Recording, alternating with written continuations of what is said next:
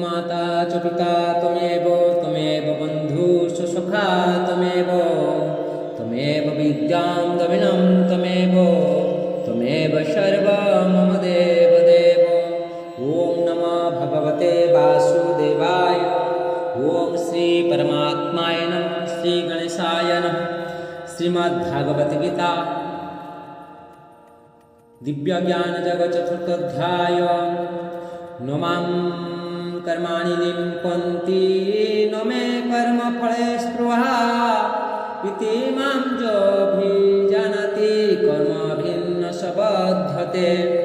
अनुवाद एपरि कौनसी कर्म नाही जहार फल मते भोगिबाकू हुए किंबा मु कौनसी कर्मफल भोग करिबाकू इच्छा करे नाही।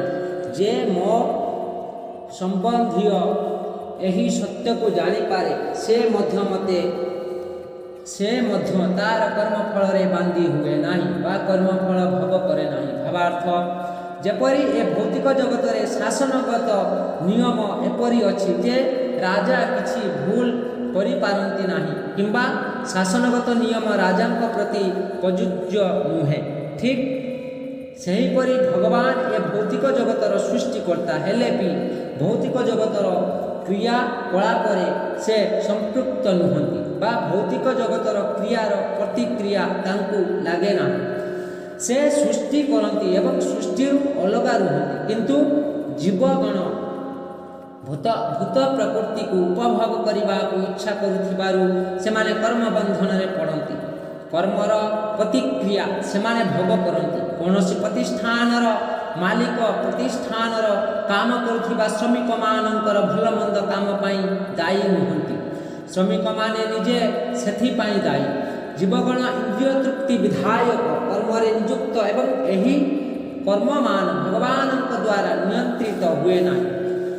इंद्रिय तृप्ति विधायक कर्म रे अग्रगति निमित्त जीवगण एही जगत रे कर्मरत एवं मृत्यु परे सेमाने स्वर्ग प्राप्ति आशा करती। भगवान स्वयं संपूर्ण होइथिबारु तांकर स्वर्ग सुख प्रति आसक्ति न थाए। स्वर्गर देवतागण तांकर सेवक अटंती। श्रमिक मानक परि मालिक निम्न श्रेणीर सुख चाहती नाही। भगवान भौतिक क्रिया प्रतिक्रिया ठारू दूरेई करी थांती। उदाहरण स्वरूप यह स्वतः सिद्ध कथा जे वर्षा नहेले कौनसी शस्य उत्पन्न हेब नाही। ता सते पृथ्वी रे जो विभिन्न प्रकार शस्य उत्पन्न हुए एथिपाई वर्षा दायी नुहे। यह वैदिक शास्त्र निम्न मते स्वीकृत होइअछि।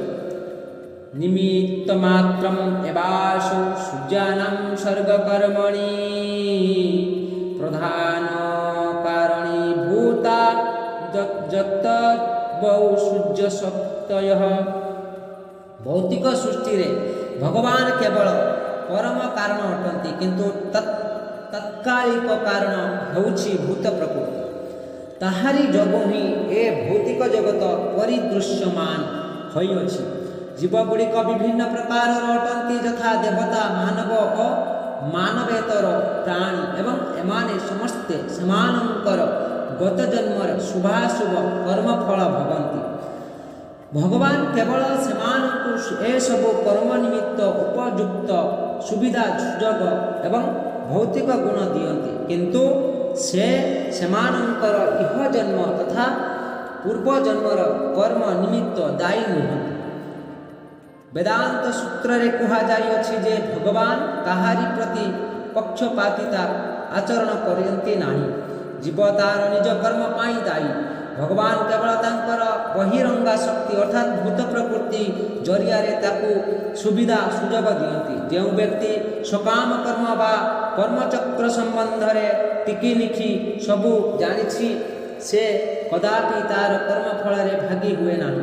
अन्य कथा रे यह ही कहा जाई पारे जे जो व्यक्ति भगवानंकर दिव्य प्रकृति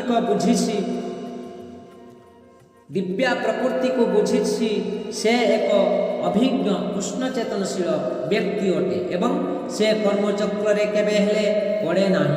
जो व्यक्ति भगवानंकर दिव्य प्रकृति कथा जाने नाही एवं जे भावे जे साधारण मानव एपरि जेपरि सुकाम कर्म रत भगवान से परी कर्मरत से कर्मर प्रतिक्रिया बांधी हुए किंतु जे परम सत्य भगवान को जानी से कृष्ण चेतना स्थिर थिबा एक मुक्त जीव अटे।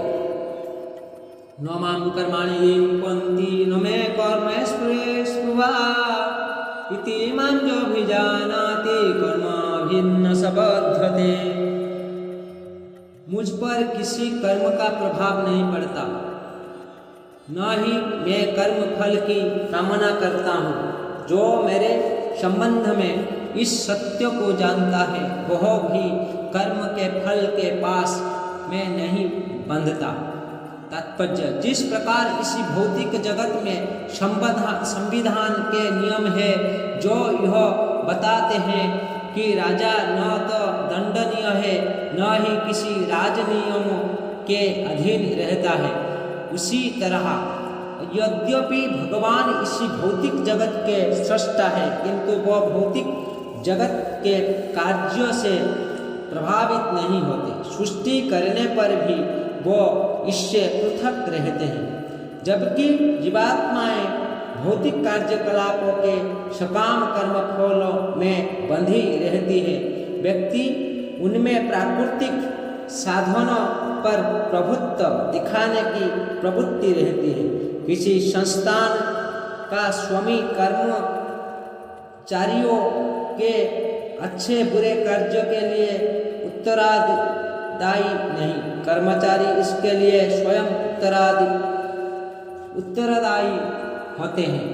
जीवात्माएं अपने अपने इंद्रिय तृप्ति कार्यों में लगी रहती है किंतु ये कार्य भगवान द्वारा निर्दिष्ट नहीं होते। इंद्रिय तृप्ति की उत्तरात्तर उत्पत्ति के लिए जीवात्माएं इसी संसार के कर्म में प्रवृत्त है और मृत्यु के बाद स्वर्ग सुख की कामना करती रहती है। स्वयं में पुण्य होने के कारण भगवान को तथाकथित स्वर्ग सुख का कोई आकर्षण नहीं रहता। स्वर्ग के देवता उनके द्वारा नियुक्त सेवक है। स्वामी कभी भी कर्मचारियों का सा निम्न स्तरीय सुख नहीं चाहता। वो भौतिक क्रिया प्रतिक्रिया से पृथक रहता है। उदाहरणार्थ, पृथ्वी पर उगने वाली विभिन्न वनस्पतियों के उगने के लिए वर्षा उत्तरदायी नहीं है। यद्यपि वर्षा के बिना वनस्पति नहीं उग सकती, वैदिक स्मृति से इस तथ्य की पुष्टि इसी प्रकार होती है। निमित्तमात्रम् एवासौ सृज्यानां सर्गकर्मणि प्रधानकारणीभूता जतौ वौ सृज्य सप्तयः। भौतिक सृष्टि के लिए भगवान ही परम कारण है। प्रकृति तो केवल निमित्त कारण है जिससे विराट जगत दृष्टिगोचर होता है। प्राणियों की अनेकों जातियां होती है, यथा देवता, मनुष्य तथा निम्न पशु, और ये सब पूर्व शुभ कर्म के फल भोगने को बाध्य है। भगवान उन्हें ऐसे कर्म करने के लिए केवल समुचित सुविधाएं तथा प्रकृति के गुणों के नियम सुलभ करते हैं किंतु वह उनके किसी भूत तथा वर्तमान कर्म के लिए उत्तरदायी नहीं होता। वेदांत सूत्र में पुष्टि हुई है कि भगवान किसी भी जीवों के प्रति पक्षपात नहीं करते। जीवात्मा अपने कर्म के लिए स्वयं उत्तरदायी है। भगवान उसे प्रकृति अर्थात बहिरंगा शक्ति के माध्यम से केवल सुविधा प्रदान करने वाले हैं। जो व्यक्ति इसी कर्म नियम की सारी बारीकियों से भली भांति अवगत होता है वह अपने कर्म के फल से प्रभावित नहीं होता। दूसरे शब्द में, जो व्यक्ति भगवान के इस दिव्य स्वभाव से परिचित होता है वह कृष्ण भावना मृत्यु में अनुभवी होता है। अतः उस पर कर्म के नियम लागू नहीं होते। जो व्यक्ति भगवान के दिव्य स्वभाव को नहीं जानता और सोचता है कि